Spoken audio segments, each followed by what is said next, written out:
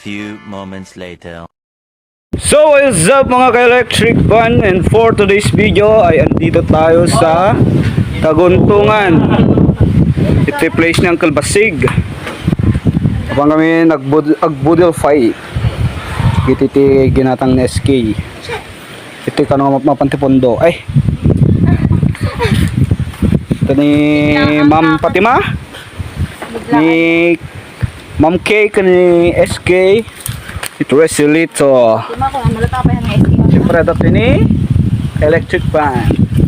Agtuntuno lagi iti babalasang ti Tilapiada. So, ape yawan ti uno yung kata. Nagmati surroundings. Kita kanya guys di surroundings. Katok ni Starex. Oh my god, what a beautiful place.